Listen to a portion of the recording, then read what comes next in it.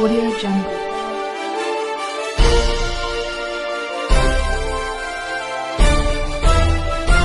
Audio Jungle. दोस्तों नमस्कार। दोस्तों, आज के समय में यदि कोई आपसे ये कहे कि कौन राहुल, तो आपको हैरानी होगी। वो राहुल जिसका नाम केवल देश में ही नहीं विदेश में भी काफ़ी चर्चा में रहता है। वो राहुल जिसने कि मोदी सरकार की नींद उड़ा दी। वो राहुल जिसको मोदी और शाह ने जिसके कर्तव्यों ने, जिसके साहस ने, जिसकी बोलने चालने और हर तरीके से मोदी सरकार की नींद उड़ाने की कोशिश की, वो राहुल गांधी आजकल मोदी और शाह की रातों में सपने, डरावने सपने के रूप में आते हैं। और वो ये कहें कि कौन राहुल, आज नेता प्रतिपक्ष बना हुआ युवक जिसके बारे में मोदी पूछते हैं कौन राहुल। आज स्थिति यह है कि जब स्पीकर का चुनाव होता है, उसको सीट तक पहुंचाने के लिए मोदी और राहुल गांधी एक साथ जब जाते हैं, तब उन्हें यह एहसास होता है कि कौन राहुल। दोस्तों, चुनाव के दौरान जिस तरीके से पूरे मीडिया में प्रधानमंत्री मोदी ने कम से कम 60 से 70 चैनलों पर इंटरव्यू दिए, उन्हीं में से किसी एक चैनल पे पत्रकार या एंकर ने उनसे पूछा कि राहुल के बारे में आपकी क्या राय है। उन्होंने तपाक से उत्तर देते हुए कहा कौन राहुल। एंकर भी हैरानी से उनका मुंह देखने लगा, लेकिन एंकर की इतनी हिम्मत नहीं कि प्रधानमंत्री मोदी से ये सवाल कर सके कि आप राहुल को नहीं जानते।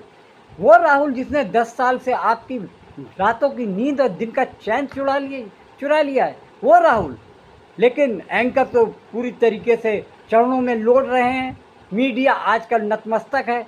वो उसकी हिम्मत कैसे हो जाएगी कि देश के प्रधानमंत्री, यशस्वी प्रधानमंत्री जिनके नाम का डंका पूरे विश्व में बजता है, और उनको केवल डर है तो केवल राहुल गांधी से।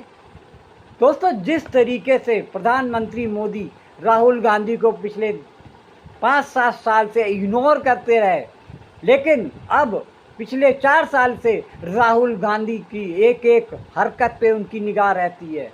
राहुल गांधी ने क्या कहा, राहुल गांधी कौन से कपड़े पहन रहे हैं, राहुल गांधी किस कंपनी की टी शर्ट पहन रहे हैं, कौन से जूते पहन रहे हैं, राहुल गांधी किससे मिल रहे हैं, क्यों मिल रहे हैं, कब विदेश जाते हैं।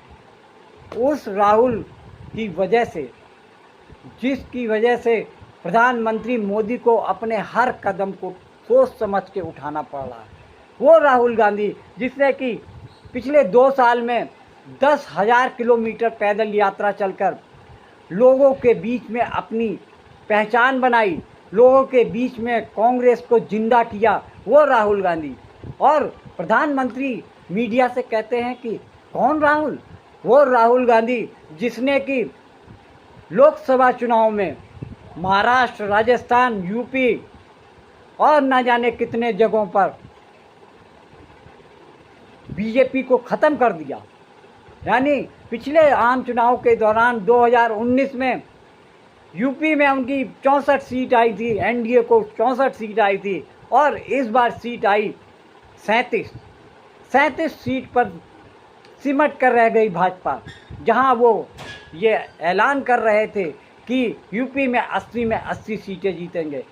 उनके सपनों को आग लगाने वाला राहुल गांधी और अखिलेश यादव, जिन्होंने जनता के बीच में रहकर यह संदेश दिया कि अगर प्रधानमंत्री मोदी तीसरी बार नरेंद्र मोदी बनते हैं तो देश से संविधान ख़त्म हो जाएगा, आरक्षण ख़त्म हो जाएगा। वो संविधान जिसकी वजह से आम आदमी को जो संरक्षण मिला हुआ है, जो कुछ भी आज तक मिला है देश के गरीब और आम जनता को जो मिला है, वो संविधान की वजह से मिला है।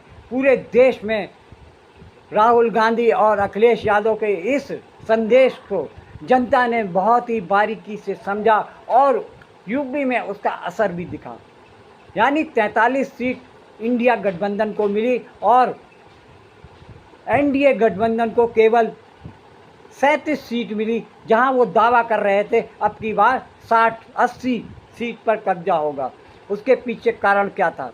उसके पीछे कारण ये था कि राहुल गांधी और अखिलेश यादव ने मिलकर जनता से जुड़े उन मुद्दों को उठाया जिससे जनता पूरी तरीके से त्रस्त थी, यानी महंगाई, बेरोजगारी, स्वास्थ्य, शिक्षा, पेट्रोल डीजल के दामों में बढ़ोतरी, रसोई गैस आसमान छू रही है। लेकिन सरकार तो बिल्कुल उसी गाने की तर्ज पर मशगूल थी कि आग लगे हमारी झोपड़िया में, हम गाँव मल्हार।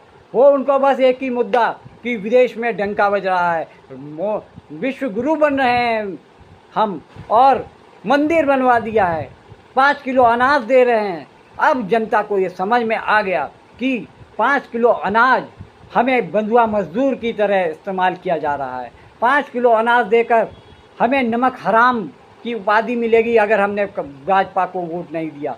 इन्हीं सब चीज़ों का नमूना है कि जब अयोध्या में बीजेपी के उम्मीदवार लल्लू सिंह को वहाँ की जनता ने हार दिखा दी, तो वहाँ की जनता को अब गद्दार बोला जा रहा है।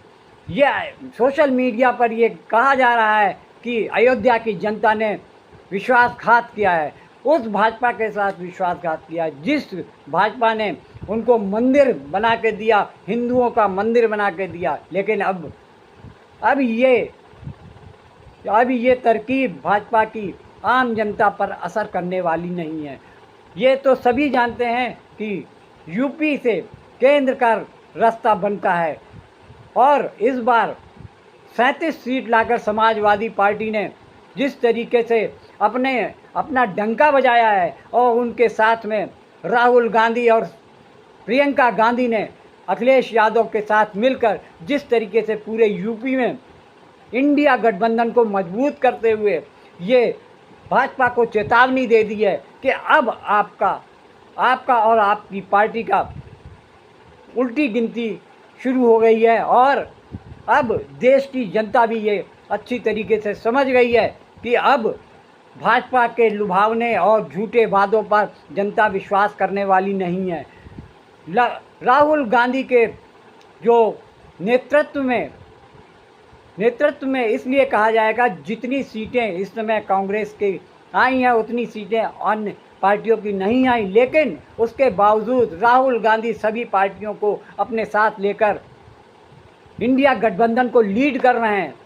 उससे साफ जाहिर हो रहा है कि आने वाले जितने भी विधानसभा चुनाव होने वाले हैं भाजपा की वहाँ फजीयत निश्चित है। जैसे कि बिहार और महाराष्ट्र, झारखंड और हरियाणा में यहाँ की स्थिति देखी जाए तो हरियाणा और झारखंड में कांग्रेस गठबंधन को पूरी तरीके से सफलता मिलती दिख रही है। जहाँ झारखंड में हेमंत सोरेन जो पूर्व मुख्यमंत्री थे, वहाँ पर अब जनता ने जान लिया है कि हमें भाजपा को उखाड़ फेंकना है। यही वजह है कि अब की बार वहाँ पर 50% सीट इंडिया गठबंधन को गई।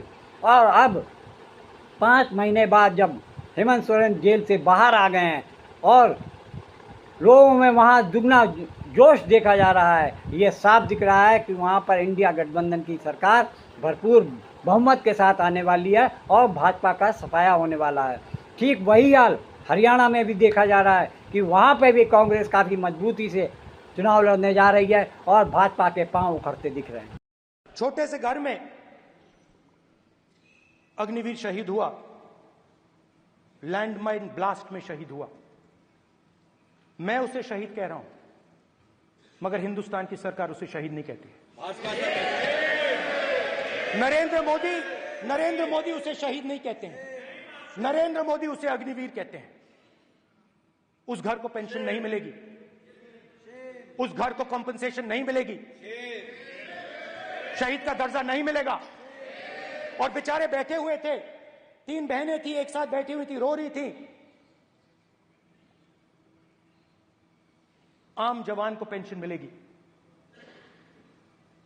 जरूर दुख होगा, मगर हिंदुस्तान की सरकार आम जवान की मदद करेगी।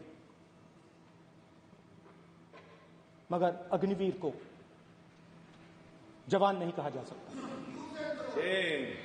अग्निवीर यूज एंड थ्रो मजदूर है। और आप उससे कहते हो, उसको आप 6 महीने की ट्रेनिंग देते हो, 6 महीने की ट्रेनिंग देते हो। दूसरी तरफ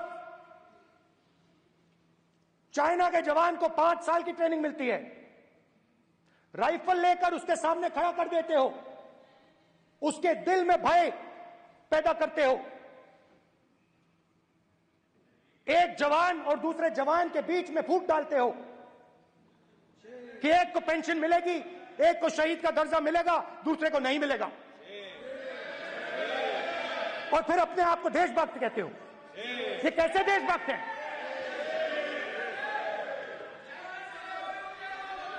फिल्म स्टार जैसी फोटो थी उस लड़के की, फिल्म स्टार, बॉलीवुड स्टार की फोटो थी। मैं सोच रहा था, देखो इस युवा ने जान दी। स्पीकर सर देखिए, स्पीकर सर देखिए, राजनाथ सिंह जी की एक राय है, मेरी एक राय है। सच्चाई अग्निवीरों को मालूम है, हमें बोलने की जरूरत नहीं है। नमस्कार। संसद में अपने भाषण में मैंने कहा, सत्य की रक्षा हर धर्म का फाउंडेशन है। जवाब में राजनाथ सिंह जी ने शिव जी की फोटो के सामने पूरे हिंदुस्तान को, देश की सेना को और अग्निवीरों को कॉम्पनसेशन के बारे में झूठ बोला। मैंने अपने भाषण में कहा था, मेरी बात मत सुनिए, उनकी बात भी मत सुनिए, अग्निवीर के परिवारों की बात सुनिए। कोई सहूलत नहीं मिली, ना सेंट्रल गवर्नमेंट, पंजाब सरकार ने दी हमें, चलो जो भी है मनता हक, तो सेंट्रल गवर्नमेंट ने कुछ नहीं दिया हमें। बोलते आएंगे पैसे, इलेक्शन आ रहा है, वो आ रहा है, ना जाने कब आएगा। शहीद अजय सिंह जी के पिता ने मेरे और रक्षा मंत्री के भाषण सुनने के बाद ये बयान दिया है। जो राजनाथ ने कल बयान दिता कि 1 करोड़ रुपए का शहीद परिवार को भेज चुके हैं, सानू कोई मैसेज नहीं, ना कोई पैसा आया हाल तक जी। राहुल गांधी बहुत आवाज उठा रहा, सदन में बैठा दामा कर रहा भी शहीदां दे परिवारां नूं इन्हां दी बनदी जो सहूलतां मिलनी चाहिए, अग्निवीर योजना बंद होनी चाहिए, रेगुलर भर्ती होनी चाहिए। रक्षा मंत्री जी ने संसद में शहीद अजय सिंह जी के परिवार से, अग्निवीरों से, सेना से और देश के युवाओं से झूठ बोला है। रक्षा मंत्री जी, आप इन सब से माफी मांगिए। डरो मत, डराओ मत, सत्यमेव जयते। दूसरी तरफ शिव जी कहते हैं डरो मत, डराओ मत, अभय मुद्रा दिखाते हैं, अहिंसा की बात करते हैं, त्रिशूल को जमीन में गाड़ देते हैं, और जो लोग अपने आप को हिंदू कहते हैं वो 24 घंटा हिंसा हिंसा हिंसा, नफरत नफरत नफरत, असत्य सत्य असत्य। विषय बहुत गंभीर है। पूरे हिंदू समाज को हिंसक कहना ये गंभीर विषय है। भाजपा इस मुगालते में है कि राहुल गांधी वही 10 साल पुराने वैसे ही अपरिपक्व नेता हैं, लेकिन 10 सालों के अंदर राहुल गांधी के अंदर इतनी जो परिपक्वता आई है, लोगों के बीच में बोलने, बैठने और बात करने का सलीका उनको इतना ज़्यादा आ गया है कि वो अब बोलने की बजाय सुनना ज़्यादा पसंद करते हैं। उन्होंने पहले कन्याकुमारी से लेकर कश्मीर तक पहली भारत जोड़ो यात्रा की। इस बीच उनके साथ में जहां वो गए वहां लोग जुड़ते चले गए और उनको अपने बारे में बताते, अपनी समस्याओं के बारे में बताते। जब पहली बार भारत जोड़ो यात्रा संपन्न हुई, उसमें राहुल गांधी की लोकप्रियता चरम सीमा पे पहुंच गई और हिमाचल और कर्नाटक जैसे प्रदेशों में कांग्रेस ने बहुत अच्छा प्रदर्शन किया। इस बात से उत्साहित होकर उन्होंने फिर से एक बार भारत जोड़ो न्याय यात्रा का आयोजन किया। उसमें भी उनको भारी सफलता मिली। वो 10,000 किलोमीटर जब लोगों के बीच में चलकर पहुँचे तो उनकी समस्याओं, उनके बारे में, उनके जो जिंदगी की मुसीबतों या परेशानियों को समझने की कोशिश की, उससे उनका व्यक्तित्व और भी निखर गया। उनको ये लगा कि आज तक जो मैंने किया वो कुछ भी नहीं था, लेकिन इधर जो मैंने यात्रा की उससे मुझे बहुत ज़्यादा सीखने को मिला। उनको जनता की समस्याओं को सुनने में का जो तजुर्बा मिला, उसको लेकर उनके व्यक्तित्व में बहुत निखार आया। उनको लगा कि आज तक मैं जनता से जुड़ा ही नहीं था, अब मेरा एक उद्देश्य है कि जनता में उनकी समस्याओं का समाधान ढूंढना है। उनके हर छोटी मोटी परेशानियों को दूर करने के लिए हमें संघर्ष करना पड़ेगा। यही वजह है कि वो जो 10,000 किलोमीटर की यात्रा उन्होंने की, उससे उनके व्यक्तित्व में निखार तो आया ही, साथ ही कांग्रेस भी पुनर्जीवित हो गई। और जो प्रदर्शन हुआ है कांग्रेस के पक्ष में, जो सीटें आई हैं, उससे साफ जाहिर हो रहा है कि राहुल गांधी का भारतीय राजनीति में बहुत ज़्यादा कद बढ़ चुका है। और कुछ लोग तो ये भी मानते हैं कि अब राहुल गांधी प्रधानमंत्री मोदी की लोकप्रियता के ग्राफ को भी क्रॉस कर चुके हैं। I, Rahul Gandhi, having been elected a member of the House of the People, do solemnly affirm that I will bear true faith and allegiance to the Constitution of India as by law established, that I will uphold the sovereignty and integrity of India, and that I will faithfully discharge the duty upon which I am about to enter. Jai Hind, Jai Samvidhan.